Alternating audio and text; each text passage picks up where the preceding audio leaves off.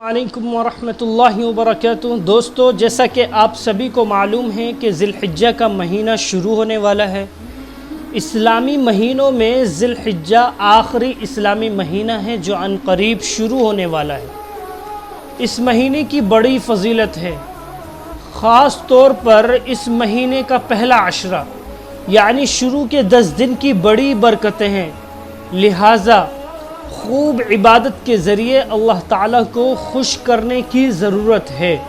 جہاں تک ہو سکے گناہ اور اسباب گناہ سے مکمل طور پر بچیں، فضولیات سے دور رہیں، قربانی کے مسائل کے لیے برابر علماء کے رابطے میں رہیں، قربانی میں ہرگز منمانی نہ کریں، اور جو صاحب استطاعت ہیں وہ قربانی میں ہرگز سستی نہ کریں۔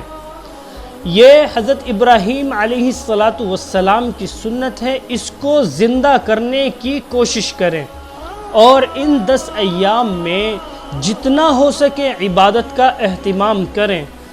عبادت آپ کو معلوم ہی ہے، اگر آپ کریں گے تو آپ کے لیے ذخیرہ آخرت بنے گی، اس لیے جتنا ہو سکے فضولیات سے بچ کر عبادات کا اہتمام کرنا چاہیے۔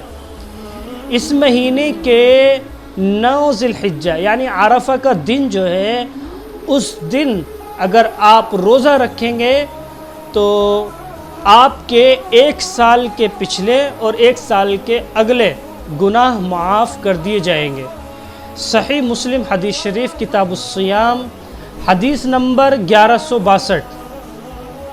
اور اسی طریقے سے 9 ذی الحجہ کی صبح فجر سے 13 ذی الحجہ کی شام یعنی عصر تک تکبیر تشریق کا بآواز بلند ہر فرض نماز کے بعد اہتمام کرنا ہے۔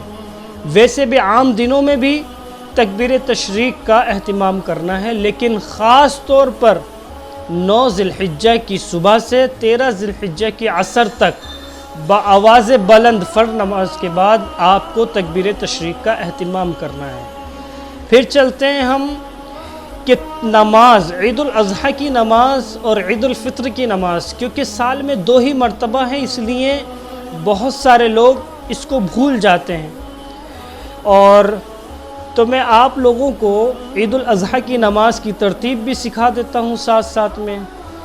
آپ عیدگاہ جائیں گے تو وہاں پر امام نماز آپ کو پڑھائے گا، تو آپ نے پہلے نیت کرنی ہے، نیت کرتا ہوں میں 2 رکعت نماز عید الاضحیٰ مع زائد 6 تکبیروں کے، واسطے اللہ تعالیٰ کے، پیچھے اس امام کے، رخ میرا کعبہ شریف کو، اللہ اکبر کہہ کے ہاتھ باندھ لینے۔ آپ نے ثنا پڑھنا ہے، ثنا مکمل کرنے کے بعد اکبر کہہ کے ہاتھ لٹکا دینے۔ تیسری مرتبہ میں آپ نے ہاتھ اٹھا کر ہاتھ باندھ لینے۔ اس کے بعد امام صاحب سورہ فاتحہ پڑھیں گے، قرات کریں گے، رکوع اور سجود قیام سب کچھ کریں گے جیسا عام نمازوں میں ہوتا ہے۔ اس کے بعد امام دوسری رکعت کے لیے کھڑے ہوں گے، پھر قرات کریں گے۔ اس کے بعد امام 3 زائد تکبیریں یہاں کہیں گے۔ ان 3 زائد تکبیروں میں کیا کرنا ہے آپ نے؟ ہاتھ اٹھانے کانوں تک اور ہاتھ چھوڑ دینے، پھر کانوں تک ہاتھ اٹھانے، پھر ہاتھ چھوڑ دینے، پھر کانوں تک ہاتھ اٹھانے، پھر ہاتھ چھوڑ دینے۔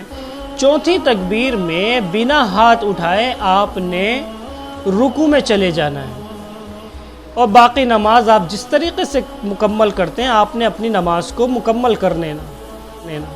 اس کے بعد آپ نے عید الاضحیٰ کا خطبہ سننا ہے۔ عید الاضحیٰ کا خطبہ سننے کے بعد آپ نے اپنے گھر کی طرف چلے آنا ہے۔ یہ ہو گئی آپ کی نماز۔ اور قربانی کے گوشت کے لیے مساکین کا جو حق ہے وہ ہر ممکن ادا کرنے کی کوشش کرنا چاہیے۔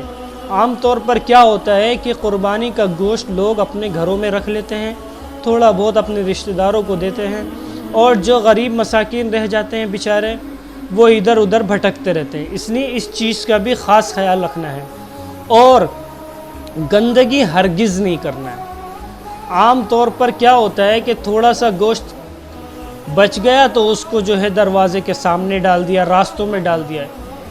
اسلام صفائی کو پسند کرتا ہے، صفائی آدھا ایمان ہے، اس لیے صفائی کا بھی خاص خیال رکھیں۔ اللہ تعالی ہمیں کہنے سننے سے زیادہ عمل کی توفیق عطا فرمائے۔ السلام علیکم ورحمۃ اللہ وبرکاتہ۔